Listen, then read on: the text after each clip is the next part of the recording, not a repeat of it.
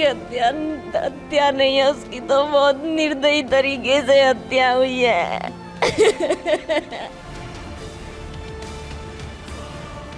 दीपिका, ये नाम अब सिर्फ एक बेटी का नहीं बल्कि उन सवालों का बन चुका है जो हर गुजरते दिन के साथ और गहरे होते जा रहे हैं। आखिर एक 24 साल की महिला की मौत के पीछे सच क्या है? क्या यह सिर्फ एक हादसा था या फिर उससे पहले कुछ ऐसा हुआ जिसे हमेशा के लिए छिपा देने की कोशिश की गई? क्योंकि ग्रेटर नोएडा के जलपुरा गांव से सामने आए इस मामले में अब पोस्टमार्टम रिपोर्ट, परिवार के आरोप, राजनीतिक पहुंच की चर्चा और पुलिस कार्रवाई पर उठते सवाल, सब कुछ मिलकर कमोवेश एक ही कहानी को पेश कर रहे हैं और इसे पेचीदा बना रहे हैं। दीपिका अब इस दुनिया में नहीं है, लेकिन उसके शरीर पर मिले निशान अब भी जवाब मांग रहे हैं। सवाल है कि क्या जांच उन जवाबों तक पहुंच पाएगी या सच फिर कहीं दब जाएगा? ग्रेटर नोएडा के जलपुरा गांव की रहने वाली दीपिका नागर की संदिग्ध मौत के बाद अब पोस्टमार्टम रिपोर्ट ने कई सारे नए सवाल खड़े कर दिए। रिपोर्ट के मुताबिक दीपिका के शरीर पर कुल 10 गंभीर बाहरी और अंदरूनी चोटों का जिक्र है। दाहिने चेहरे पर करीब 12 सेंटीमीटर लंबी और 9 सेंटीमीटर चौड़ी गंभीर चोट, बाएं हाथ की कलाई और कोहनी पर चोट के निशान, बाएं कान से खून निकलने की पुष्टि और सबसे ज्यादा चर्चा में दाहिनी जांघ पर लगभग 38 सेंटीमीटर लंबा और 14 सेंटीमीटर चौड़ा नीला निशान। ये चोटें आखिर कैसे आई? परिवार का दावा है कि दीपिका के साथ पहले बेरहमी से मारपीट की गई और फिर उसे तीसरी मंजिल से नीचे फेंका गया। हालांकि इस आरोप की पुष्टि जांच के बाद होगी, लेकिन पोस्टमार्टम रिपोर्ट ने हत्या की आशंका को लेकर सवाल जरूर बढ़ा दिए। परिवार पूछ रहा है, क्या कोई सिर्फ गिरने से इतनी अलग अलग गंभीर चोटें झेल सकता है या फिर मौत से पहले हिंसा हुई? ये वो सवाल हैं जो अब जांच के केंद्र में हैं। लेकिन मामला सिर्फ चोटों तक सीमित नहीं रहा, अब इसमें राजनीतिक संरक्षण के आरोप भी जुड़ चुके हैं। दीपिका के परिजनों का दावा है कि आरोपी ससुर के जिले के एक वरिष्ठ नेता से करीबी संबंध है। परिवार का आरोप है कि इसी प्रभाव के कारण आरोपी पक्ष को लंबे समय से संरक्षण मिलता रहा और पहले भी सख्त कार्रवाई नहीं हुई। इतना ही नहीं, परिवार का कहना है कि आरोपी परिवार पर पहले से कई मुकदमे दर्ज हैं, लेकिन इसके बावजूद कठोर कार्रवाई नहीं हुई। हालांकि इन आरोपों की स्वतंत्र जांच अभी तक नहीं हो पाई, लेकिन गांव में चर्चा तेज है कि क्या प्रभावशाली संपर्कों ने आरोपी परिवार को बचाए रखा है? क्या किसी की राजनीतिक पहुंच जांच की दिशा को प्रभावित कर सकती है? ये सवाल अब सिर्फ परिवार नहीं बल्कि गांव के लोग भी पूछने लगे हैं। उधर पुलिस की कार्रवाई पर भी गंभीर आरोप लगाए जा रहे हैं। परिवार का दावा है कि गिरफ्तारी वाले दिन आरोपी को लॉकअप में रखने की बजाय लेखा जोखा रूम में बैठाया गया और विरोध के बावजूद ही लॉकअप भेजा गया। अगर ये आरोप सही है तो सवाल खड़े होते हैं, ऐसा क्यों किया गया? इसके अलावा परिवार का कहना है कि अब तक आरोपी का मोबाइल फोन जब्त नहीं किया गया, जबकि ऐसे मामलों में मोबाइल डेटा जांच का अहम हिस्सा हो सकता है। कॉल रिकॉर्ड, चैट, लोकेशन, कई बार ये चीजें पूरी कहानी को बदल देती हैं। दूसरी तरफ जिस जगह दीपिका गिरी थी वहां सीसीटीवी कैमरे नहीं होने की बात सामने आई है, यानी घटना के प्रत्यक्ष दृश्य सबूत मौजूद नहीं। मंगलवार को पुलिस ने परिजनों को मौके पर बुलाकर दोबारा जांच की, लेकिन सवाल अब भी बाकी है। गांव में दीपिका के प्रेग्नेंट होने की चर्चा हुई, हालांकि पोस्टमार्टम रिपोर्ट में इसकी कोई पुष्टि नहीं मिली। फिलहाल पुलिस ने पति और ससुर को गिरफ्तार कर लिया, लेकिन परिवार कह रहा है गिरफ्तारी काफी नहीं है, बल्कि सख्त धाराओं में कार्रवाई हो। गांव के कुछ लोग गैंगस्टर एक्ट जैसी कार्रवाई की मांग भी उठा रहे हैं। अब सबसे बड़ा सवाल, क्या दीपिका को न्याय मिलेगा? क्या पोस्टमार्टम रिपोर्ट, जांच और फॉरेंसिक सबूत मिलकर पूरा सच सामने ला पाएंगे, या फिर से यह मामला भी आरोपों और इंतजार के बीच उलझ जाएगा? क्योंकि दीपिका बोल नहीं सकती, लेकिन उसके शरीर पर मिले निशान और परिवार के आरोप अब एक एक करके जवाब मांग रहे हैं। उसकी हत्या नहीं है, उसकी तो बहुत निर्दयी तरीके से हत्या हुई है।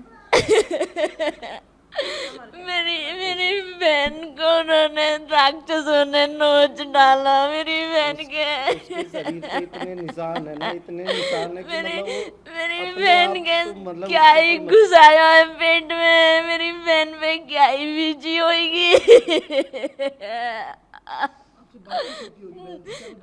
मेरी रात 11 बजे ही बात हुई थी उससे। बस यही कह रही थी मैं बहुत परेशान हूँ। मैंने कहा कोई बात नहीं, सब ठीक हो जाएगा। उसके बाद मेरी उससे कोई बात नहीं हुई। कोई परेशानी थी तो हम ले आते अपनी बेटी को, हमें बता देते, हम अपने घर में रख लेते।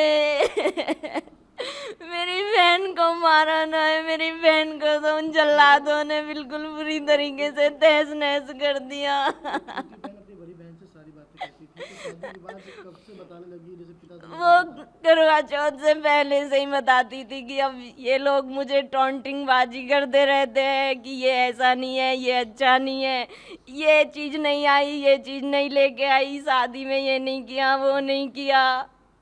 ये कहते थे अरे हमने तो लड़की देखी थी वरना वो हमारी औकात के नहीं थे, अरे हमने तो ये देखा था, अरे लड़की देखी थी तो उसे रखते तो सही, अरे मेरा फूल सी बहन को मार दिया। मेरी बहन कहाँ से वापिस आएगी? कई लोग के नाम है उस एफआईआर में 2 लोग गिरफ्तार हुए हैं। किस तरीके की अभी कोई बहुत बड़ी ये कोई कार्रवाई नहीं है, ये क्या ही गिरफ्तार करके क्या ही कर लिया? भेज दिया, उनसे कोई रिमांड नहीं करी ना कुछ। वो थोड़े दिन में जमानत करके बाहर आ जाएंगे, फिर यही दरिंदे यही घूमेंगे।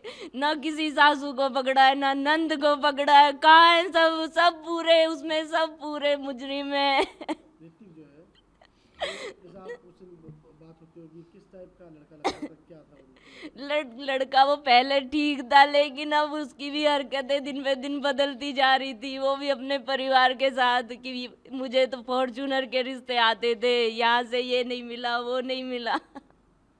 अरे फॉर्च्यूनर ही चाहिए थी, कहीं और से शादी कर लेते, हमारे यहाँ रिश्ता क्यों मांगा था? हमारी अपनी घर में रहती, कम से कम जिंदा तो होती हमारे बीच में आज। मुझे उसका एनकाउंटर चाहिए, एनकाउंटर चाहिए बिल्कुल, एनकाउंटर चाहिए मुझे भी। कह भाई मम्मी मैं बहुत दुखी हूँ, बेटी मैं कहा करूँ, भेजते भी नौए तो है, मम्मी मोये बहुत दुखी राखें, मेरी लाडू अरे मेरी ये सारे दिन काम करवावे, मेरी लाडो 2 परिवारन की रोटी बनवावे, दूसरे घर की भी और अपनी भी, मेरी लाडो ओ मेरे लाड मेरी ये बड़े दुख है, मेरे ये तो दुख है। न्यू कह रही मम्मी फॉर्च्यूनर मांग रही है, बेटी मैं कहूँ तो दूंगी, अब तो मैंने तेरो ब्याह करो। न्यू कह रही मम्मी उन्हें तो फॉर्च्यूनर चाहिए, मेरी बेटी मैं कैसे करूँ, देखूंगी मैं कुछ न कुछ तो करूंगी, देखूंगी तो दूंगी, तू चुप लगाई जा।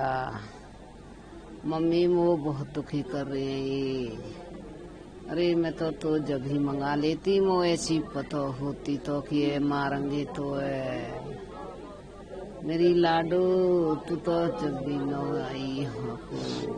बेटी की पोस्टमार्टम रिपोर्ट अभी उसमें बताया गया है कि उसके 14-15 जगह चोट के निशान हैं और ये हाथ जो है उसका नीला पड़ा हुआ है, जिसे कोई पकड़ने से ही ये नील के निशान आ सकते हैं और वैसे किसी तरह से नहीं आ सकते। बहुत ज्यादा लड़की के साथ में खींचातानी करके उसे मारा गया है और मारने के बाद ही उसे छत से नीचे लटकाया गया, नीचे डाल दिया गया तुरंत। कितने महीने हो चुके हैं, कितने दिन बाद ये सब बातें आने शुरू हुई? शादी 11 दिसंबर 2024 को हमने अपनी बेटी की शादी की थी, जिसके 2-3 महीने बाद ही उन्होंने हमें टॉर्चर करना शुरू कर दिया कि हमें तो इतनी बड़ी गाड़ी मिलनी थी, हमें फॉर्च्यूनर मिलनी थी, हमारी तो शादी तुमने जो हल्की करी है, हमारे लेवल की शादी नहीं करी है, और बच्ची को टॉर्चर करना शुरू कर दिया उन्होंने, और जिसका अंत ये हुआ कि उन्होंने उसे मार दिया लड़की को। मैं कई बार समझाने की कोशिश भी करी है कि भाई समझ हो जाए और सुलझ जाए ये केस, हमारी ये बच जाए, ऐसा ना हो। बाकी उसका लास्ट ये हुआ कि उन्होंने लड़की को मार दिया और आपके सामने ही है जो भी है जी। मैं उस दिन घर गया था, बातचीत में उन्हें समझा के आया था, भाई ऐसा मत करो, ऐसा नहीं है, ठीक है, उन्हें समझा के चला भी आया वहां से।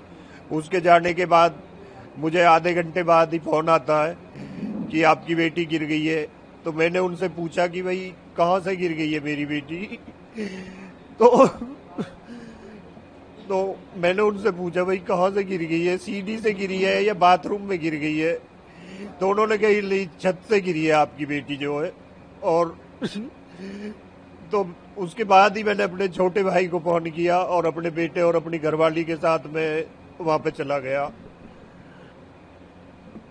हॉस्पिटल में जाके देखा तो हमारी बेटी हमें मृत मिली, उसमें कुछ नहीं था उस टाइम पे। जब आप मिलने गए थे शाम को तो क्या चोट के निशान उसके शरीर पे थे? नहीं नहीं, कोई चोट नहीं थी, बिल्कुल ठीक। मेरे आने के बाद ही उन्होंने ये काम किया है जो भी किया है। कई जगह कटने के निशान है, छीलने के हैं, सर में नहीं, वो उन्होंने मार पीट के उसे नीचे डाला है। उसे जो उसे मार ही दिया था, उसे मारने के बाद ही उसे नीचे गिरा है। और बिटिया से अक्सर आपकी बात होती रहती है। बिटिया से मेरी बराबर बात होती थी, लेकिन हम भी ये सोचते रहे कि ये घर बस जाए।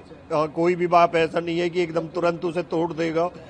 हर कोई ये सोचता है भाई ये रिश्तेदारी हमारी बन जाए, चल जाए कोई। ये तो एनीवे गुड्डे गुडिया का खेल है।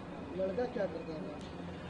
लड़का फॉर्मेलिटी के लिए तो वैसे तो बीए एलएलबी कर रहा है। बाकी उसका बाप जो एक भूमाफिया है और बहुत ज्यादा दबंग टाइप का वो भी है। उस पे केस भी है, उस पे जो कम से कम भी 20 केस चले हुए हैं।